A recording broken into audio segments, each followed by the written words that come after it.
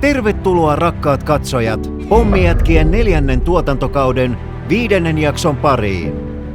Aiheena meillä olisi tällä kertaa RPG-7, eli amerikkalaisittain Rocket Propelled Grenade Launcher.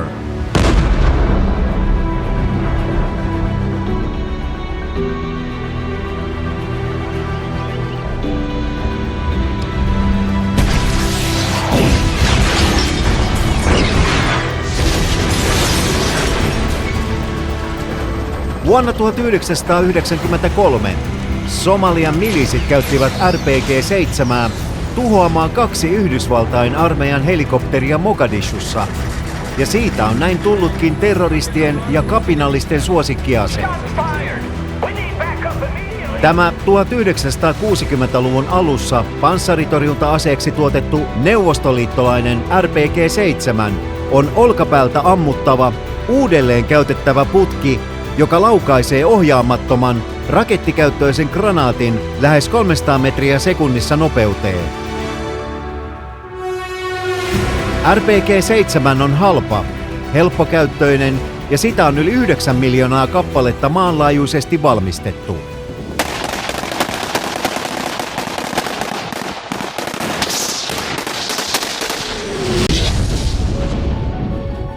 RPG-7 voidaan käyttää monia kohteita vastaan, mukaan lukien ajoneuvot, linnoitukset, vaunut sekä helikopterit. Ammattitaitoisen käyttäjän kanssa RPG-7 suurin tehollinen kantama on noin 300 metriä liikkuvaan ja 500 metriä paikalla olevaan kohteeseen. Tavallisesti sitä käytetään kuitenkin vain noin 50 metrin etäisyydeltä. RPG-7 on rakenteeltaan melko yksinkertainen.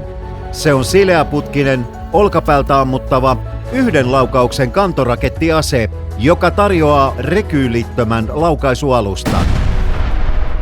RPG-7 ladataan työntämällä taistelukärki sisään putken suusta. Iskurin lyödessä ajopanokseen syttyy mustaruutipanos palamaan laukaisuputken sisällä, työntäen granaatin voimalla pois. Rakettimoottori syttyy viiveellä, eli noin 20 metrin päässä, jotta granaatilla jää riittävästi aikaa matkustaa pois laukaisuyksiköstä turvalliselle etäisyydelle. Kärjessä on piezo-laukaisin, joka iskun saadessaan räjäyttää kartiopanoksen. Räjähdys on suunnattu, joka saa etupuolella olevan sulan kuparin suihkuamaan läpi paksustakin teräksestä jopa 10 kilometrin sekuntivauhdilla. Kuparisuihku voi siten läpäistäkin 70 senttimetriä paksun teräslevyn. RPG-7 asejärjestelmään on olemassa monia erilaisia ampumatarvikkeita. Yleisimpiä niistä ovat ontelovaikutteiset, sirpalevaikutteiset sekä kaksivaiheiset tandem-granaatit. Target destroyed.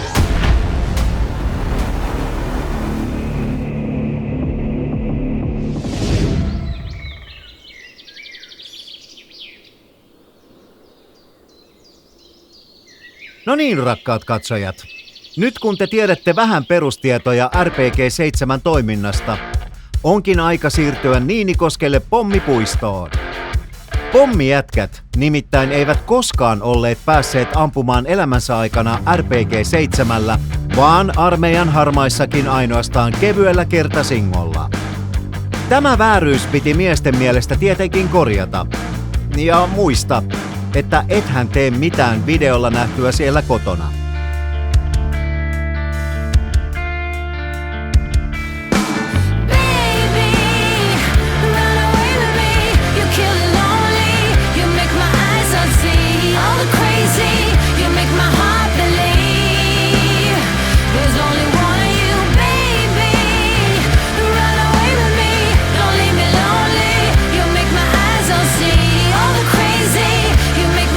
Believe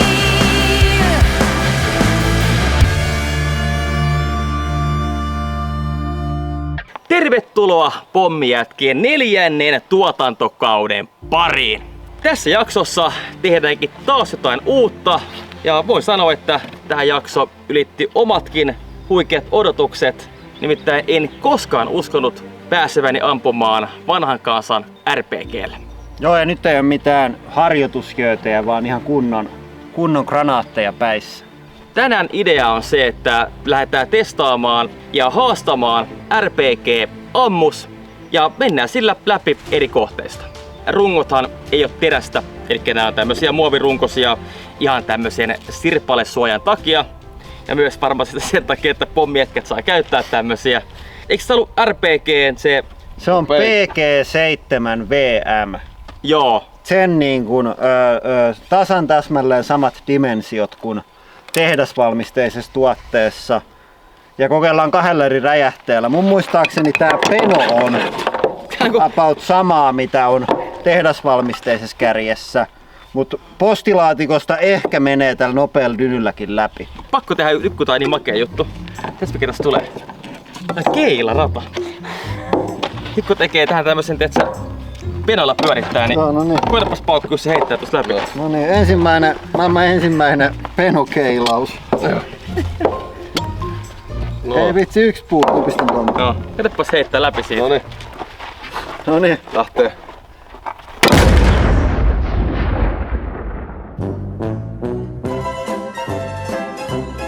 Joo, eli tässä on nämä kaikki osat. Tässä on tää kärki. Täällä on tää tyhjä tila, missä tästä kuparikartiosta muodostuu se ruisku, mikä menee kaikesta läpi. Ja sitten tähän tulee tää panososa. Ja se tulee tohon ja sitten se panos menee sinne sisälle. Ja sitten tässä panososan perässä olisi se rakettimoottori, mutta me ei nyt tarvita sitä, koska me asetetaan nämä valmiiksi kohteeseen kiinni. Kyllä. Ja kato kuinka ihana lötkö on kuuman kelin dynamiitti. Voi tonne. Noin. Ota älä vielä toinen tolle puolelle. Vähän tiedätkö niinku puolin valmiiksi kato, niin se tukee toisia ihankin. Joo, sitten ne... Tuo Lauri on niin saakeli malttamaton näiden räjähteiden kanssa. Se heti haluaisi niinku häpellyttää näitä. Se on vähän aina heti tarvitsisi saada sisään, kun on just aloitettu. Ei no.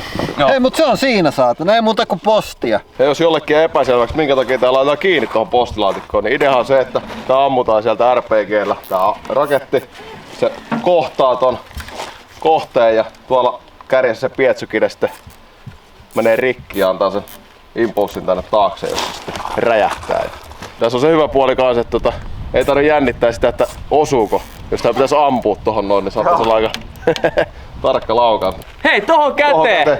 Ensimmäinen RPG PG-7VM ja kamerat käy ja...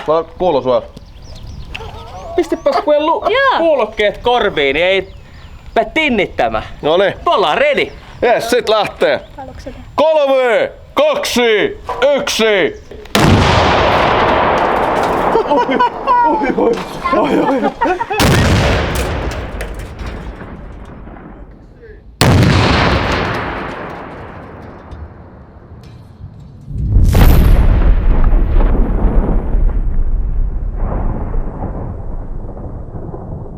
Alright, me etti palasia vaan tästä ensin. Joo, katsotaan tuliko reikiä. Kattokaas tota. Näyttää, kas tuolla. Tuolta on tullut ulos. Joo. Näyttäisi aika hyvältä, hei. Tosi vaikea kyllä tässä sanoa, että miten se on muodostunut siitä. Mut tää näyttäisi aika hyvältä toi. On se ulostuloreikä. Ja ainakin ulospäin tää on tullut. On. Niin, ja tää on tästä sisään.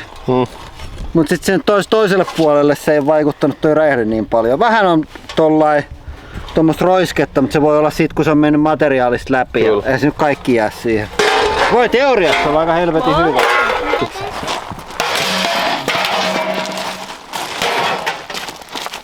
Nää. Oi, miten onkin kuule. Pikku se on pesu vaille, mutta muuten on kyllä ihan käyvä. Soivan pelin näköinen. On kyllä lohko niin hapettunut, että olisi ollut saatana meren pohjassa 10 vuotta. Ei tiedä vaikka oiskin ollut. No niin, ollaanko valmiita?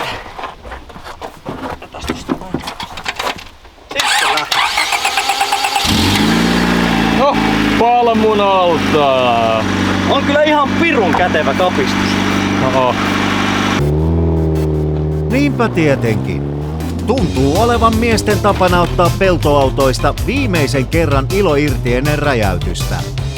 No tosin, romuttamollehan se kuitenkin joka tapauksessa on menossa.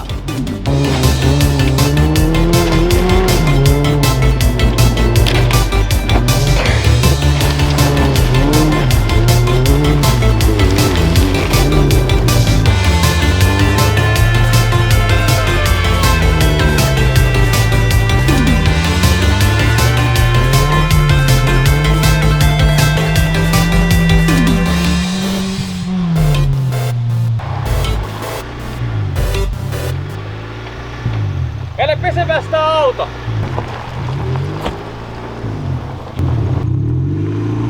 Voidaan saattiin vähän freestyle.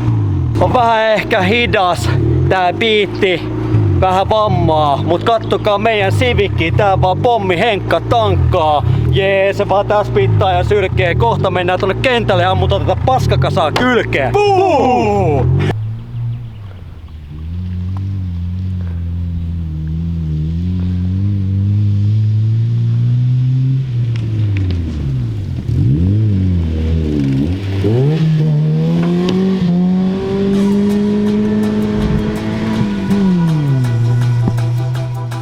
Likaista autoa ei tietenkään haluttu saattaa alttarille, vaan Civicille annettiinkin viimeinen voitelu ja vesipesu. Seuraavaksi nimittäin pommijätkien tehtävänä olisi selvittää, että voiko auton pysäyttää ampumalla sitä suoraan sen sydämeen eli moottoriin. Huomattiin, että tuo dynamiitti oli vähän liian hidasta, että kyllä se 8000 metriä sekunnissa vaatii tuo kuparikartio, että se toimii sillä lailla kun halutaan, niin käytä tätä Ponogeeli, eli siviilimaailman penoa. Ja jos Mr. Hänkillä olisi avaruusraketti, niin se näyttäisi tältä. Mä kattelin yksi päivä TikTok-videoita. Siellä oli semmonen joku helvetin stunttiryhmä jossain sittarin piellä huikeita stuntteja. Ja ne hyppäsi jollain tommosella Civicillä toisen Civicin ylitteen. Ja se Civicki tuli alas, sit hän teki jarrut.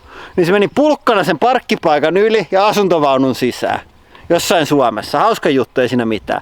Kommentit auki. Ylin kommentti. Et vittu mitä amatööri hommaa. Ihan kun ne pommijätkät. Ihan helvetin hauska. Oli. Siihen. Eikö se ole siinä aika kova? Ai vittu, tää on kyllä hyvän näköinen. Tässä on kyllä tumppisaineksia. Eikö? Oh. Mutta idea on tosiaankin se, että me laitetaan auto vielä käyntiin. Tietenkin ei mitään tyhjäkäyntejä, vaan full throttle. Full attack. Full attack. Eiku maximum attack on virallinen termi. Niin onkin. Joo, mä oon katso, jos puhutaan englantia ruvetaan ralli-englantia puhua, niin mä oon aiheen tohtori. Eli maximum attack on se, niin se termi, mitä englannissa käytetään. Tää tämmönen pysäytystestaus Civicille laittamalla tämä panos suuntautuneena suoraan moottorihuoneessa olevaan lohkon kanteen. Ja jos se läpäisee meidän venttiilikoneiston ja vielä iskee tonne mäntien päähän, niin meidän tehtävä on onnistunut. Kattokaas tätä. Tosta tonne. Penkki eteen ja sitten vielä täältä vähän. Oh, Tää on sama kuin toi Teslan autopilo. näin on. RPG-7 on tarkoitettu panssaroitujen ajoneuvojen pysäyttämiseen ja se pystyykin läpäisemään jopa 70 senttimetriä paksun teräksen. Mutta onko se riittävän tehokas pysäyttämään japanilaisen vuosimallia 2001 olevan Honda Civicin?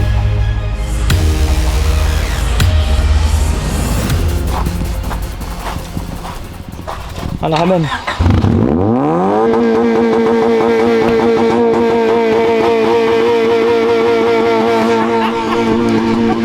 Johtaja! Kamera siinä! Joo.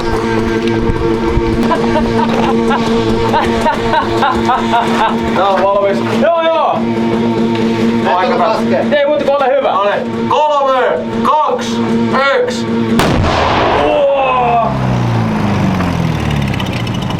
Niin vaan kuule sammu! Ja koe palaa. Se vähän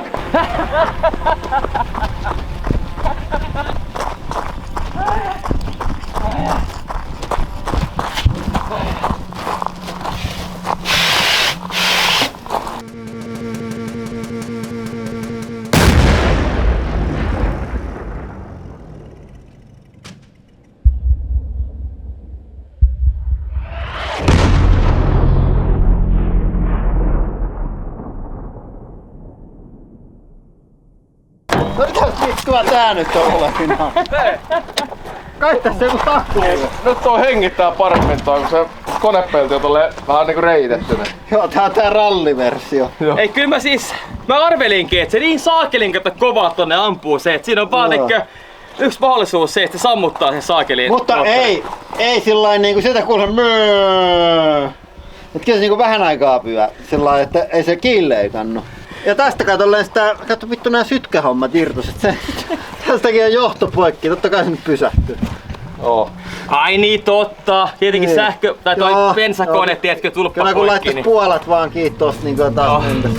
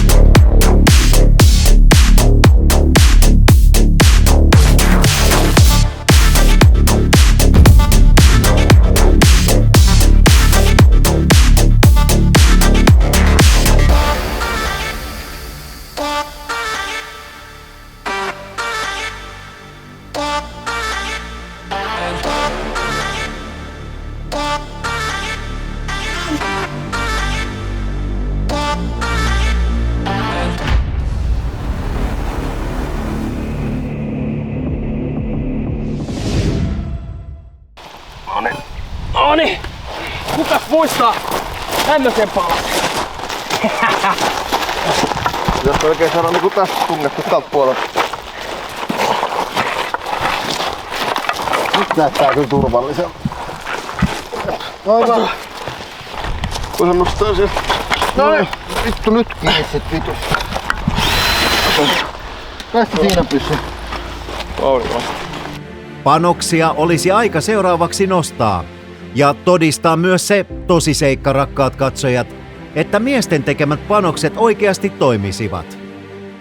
Kuparikartion syntyminen ja sen optimaalinen etäisyys läpäistävästä kohteesta ei ollut kuitenkaan pommijätkien tiedossa, ja epäilys olikin, että tuote ei välttämättä toimisi oikein. Yksi! Vittu mikä ääni. Huoli osoittautui oikeaksi, ja panos ei läpäissyt edes 5 sentin vahvuista teräslevyä. Vaikka panos oli valmistettu täysin vastaamaan alkuperäistä, jokin kuitenkin oli nyt pielessä. Asiaa piti tutkia nyt hieman lisää.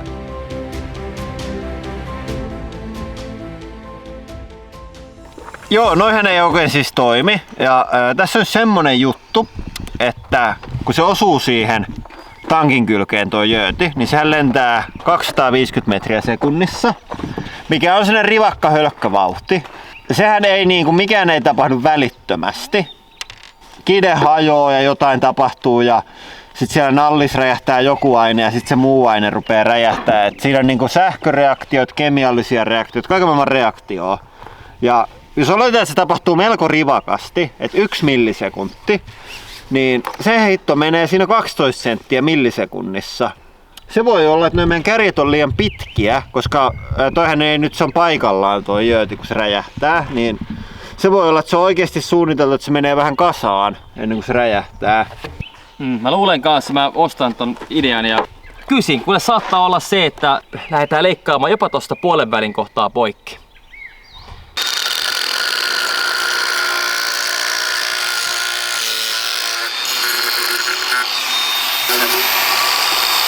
Tiedätkö mulle mikä tässä tulee mieleen? Semmonen joulut suklaa, se missä on se joulupukkisuklaa. Voi sanoa, että niin kuin aina kaikki meidän tempaukset tällä pommipuistossa yleensä päätyy menemään ensinpäin helvettiä. Ja aina kokemuksesta opitaan, että tehdään uudestaan. Joo, ne voi olla Mulle vähän tuli joku suomeksi valittaa, koska siinä on vitusti mainoksia ja tehdään vitusti massia. Mä kirjoitin siihen, mä en tiedä mistä se on, jostain TV-sarjasta. Heti kun jollain on vähän massia päällä, niin tulee kun läskivinkku. Niin on. Tulee kun 100 tykkäystä. Aha. Noin. Olisiko se siinä? Oh. No, kattoo oikein lähietäisyyttä, mitä se tapahtuu. Se on keskellä siinä täydellisesti nyt. Nyt lähtee. Uusi yritys. 3, 2, 1. On kyllä huikee toi sauna. Oh. Hirveä pöly siellä ainakin on. Meloni on paskana. Ainakin meloni on paskana, mikä on hyvä asia. Mutta nyt totuuden hetki. Onko yhtään mennyt parempaan suuntaan? Jännittää. Kyllä mä sanoin, että toi meloni on niin paskana. Ai Riikka on mennyt ihan tuo vähän muuten parani homma. Oh, läpi se on, yes! Vähän vittu parani homma. Oi morjes! Morjes, nyt pakko tehdä tälleen. Mä nostan ylös tän tästä. Kattokaa tätä alle. Ja näkyykö läpi aurinko? No niin. Tiedätkö mitä vittu mä haluan tehdä? No. Pari päällekkäin, nyt rupes toimii. Ei kun ei tää ensi jaksoa kuule ne.